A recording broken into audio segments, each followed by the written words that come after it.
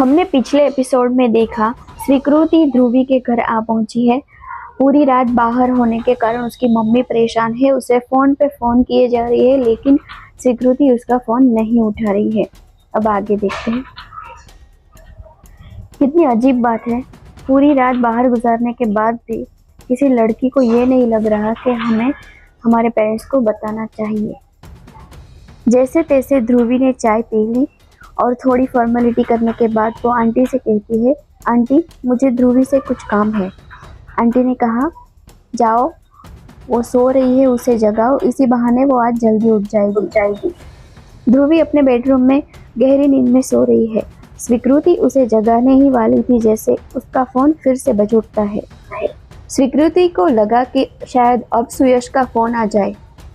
उसने स्क्रीन अपनी आंखों के सामने रखी तो फिर से मम्मी का फोन था।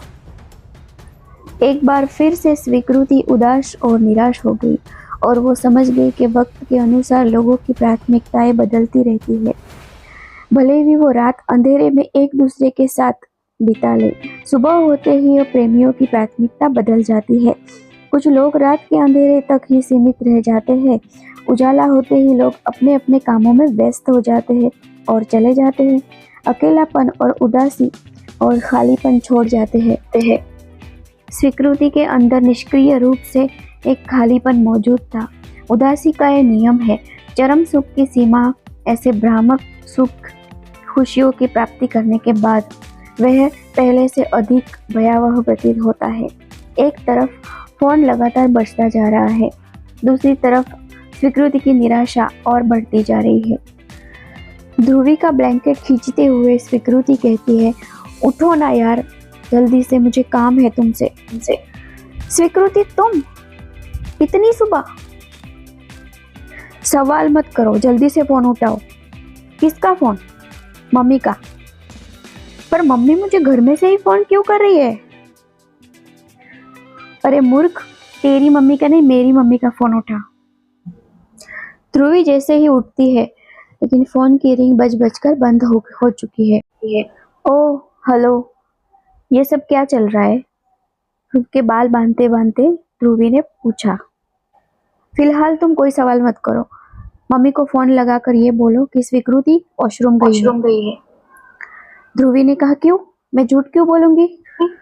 स्वीकृति थोड़ा झिझकते हुए कहती है, मम्मी और कोई सवाल करे तो बता देना कि कल रात में तुम्हारे साथ थी। ध्रुवी ने कोई सवाल नहीं किया। वो समझ गई कुछ तो गंभीर हुआ है। उसने तुरंत उसकी मम्मी को फोन लगाया और फोन स्पीकर पे डाल दिया। तुम जाग रही हो या नहीं? कब आ रही हो घर पे? जैसे ही फोन किया उसकी मम्मी ने बोलना शुरू कर दिया। हेलो आंटी, मैं ध्रुवी बोल रही हूँ। ओह ध्रुवी बेटा, बोलो। दरअसल स्वीकृति वॉशरूम गई है। ठीक है, उसे बताना कि मुझे कॉल बैक करे।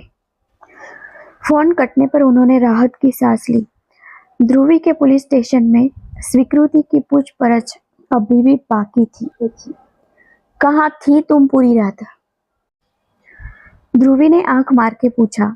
स्वीकृति ने अपनी नजरें चुरा ली। ओहो, कम ऑन यार, तुम्हारे और आदित्य के बीच में सब कुछ ठीक हो गया ना, तो अब तुम क्यों उदास हो? ध्रुवी पूछ रही थी। आदित्य का नाम सुनकर ही स्वीकृति की आंखों में से अश्रुधारा बहने लगी। दोस्त के सामने रोना सबको नसीब नहीं होता।